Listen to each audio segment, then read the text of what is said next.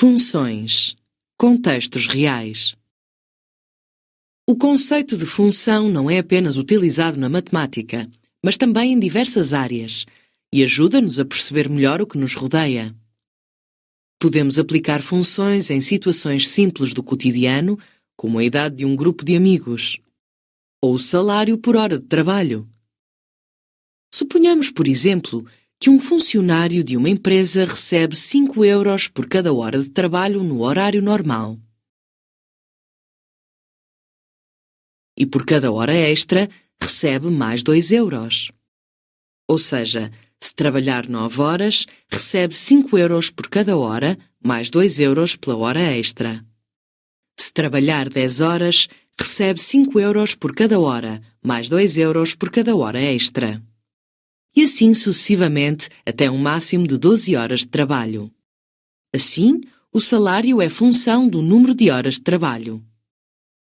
São também aplicadas em outras ciências, como por exemplo a química, a física ou a biologia. Por exemplo, a temperatura do ar depende, ou é função da altitude. O buraco da camada de ozono é função do nível de poluição. A distância percorrida num certo intervalo de tempo é função da velocidade. Assim, é importante reconhecer este conceito nas mais diversas áreas.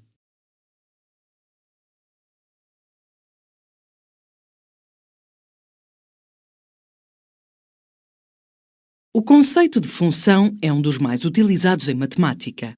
Mas afinal, o que representa? Vamos ver um exemplo onde registamos as idades destes 6 amigos.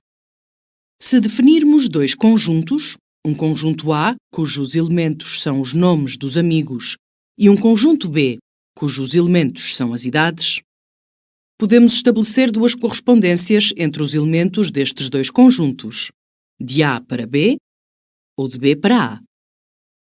Em qual destas correspondências, a cada elemento do primeiro conjunto corresponde um único elemento do segundo conjunto? Muito bem, a cada pessoa corresponde a sua idade. Como sabes, cada pessoa só tem um valor para a idade. Mas pessoas diferentes podem ter a mesma idade. E por isso temos aqui um exemplo de uma função, ou seja, uma aplicação que associa a cada elemento de A um e um só elemento de B. O conjunto A chama-se domínio da função e representa-se por DF. E os seus elementos são os objetos. Habitualmente, representam-se pela letra X. O conjunto de todos os elementos de B é o conjunto de chegada. O conjunto dos elementos de B aos quais correspondem os objetos chama-se contradomínio da função e representa-se por D'F, CDF ou F de A. Repara que o contradomínio está contido no conjunto de chegada.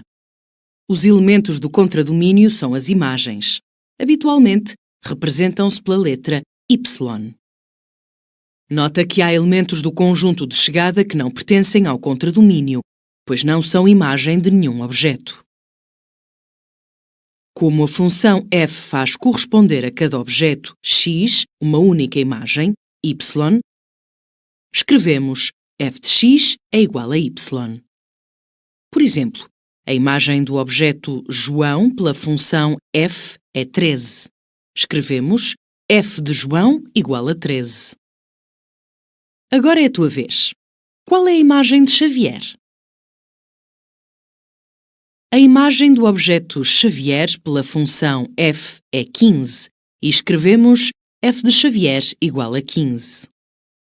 Como vês, temos duas variáveis da função, x, que representa o nome dos amigos, e y, que representa a idade e depende do valor de x. Como é a idade que depende da pessoa e não o contrário, a variável x é a variável independente e a variável y é a variável dependente. A variável independente está sempre associada ao domínio da função e a variável dependente ao seu conjunto de chegada. Agora já tens os ingredientes para partires à descoberta das funções que existem à nossa volta.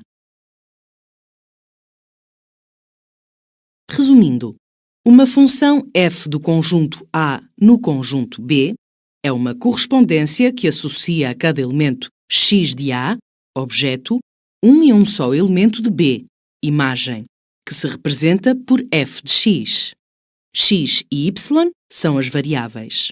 X é a variável independente e y é a variável dependente. O domínio de f é o conjunto dos objetos. O contradomínio é o conjunto das imagens.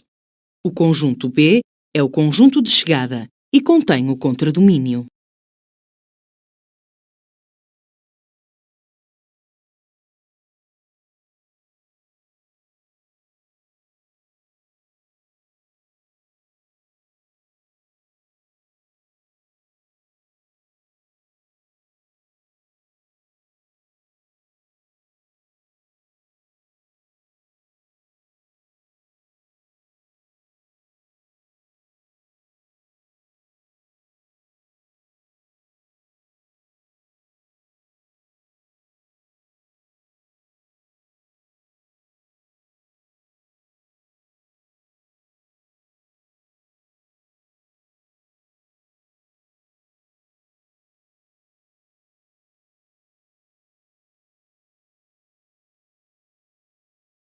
Generalizando, representamos por AB o par ordenado de primeiro elemento A e segundo elemento B.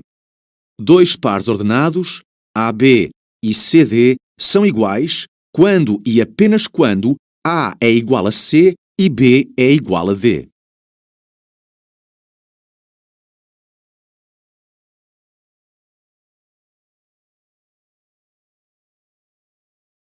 A Sara e a Carla vão jogar.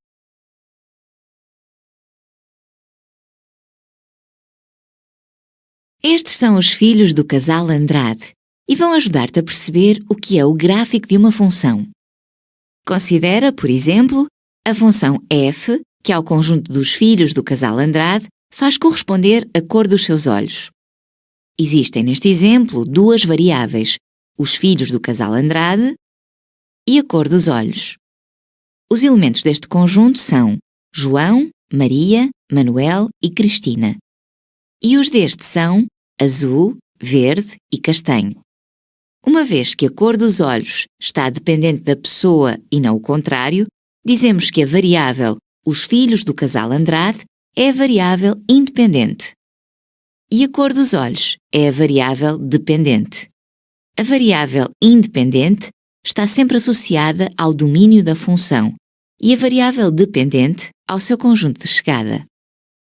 Vamos agora representar o conjunto dos pares ordenados de f. João, azul. Maria, azul. Manuel, castanho. Cristina, castanho. Este conjunto chama-se gráfico da função f e representa-se por GF. Podes representar qualquer função utilizando um gráfico.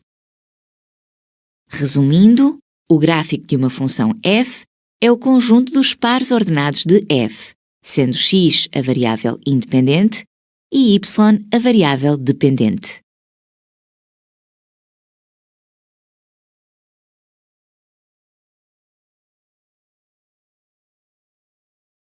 No restaurante 4 Estações, cada pizza custa 10 euros, mas se for com entrega ao domicílio, acresce 3 euros ao custo de cada encomenda. Se formos ao restaurante e pedirmos uma pizza, pagamos 10 euros. Se pedirmos duas, pagamos 20 euros. E se pedirmos 3, pagamos 30 euros. Repara que estamos a multiplicar o número de pizzas por 10. Então, se o número de pizzas for x, o custo será 10 vezes x. Ou simplificando, 10x. A expressão algébrica que representa o custo de x pizzas no restaurante é 10x. Mas se pedirmos para entregar em casa, por uma pizza pagamos 13 euros, por duas pagamos 23 euros e por 3 pagamos 33 euros. Repara que agora estamos a somar os 3 euros da entrega ao custo das pizzas. Então, se encomendarmos x pizzas, pagamos 10 vezes x mais 3. A expressão algébrica que representa o custo de x pizzas com entrega ao domicílio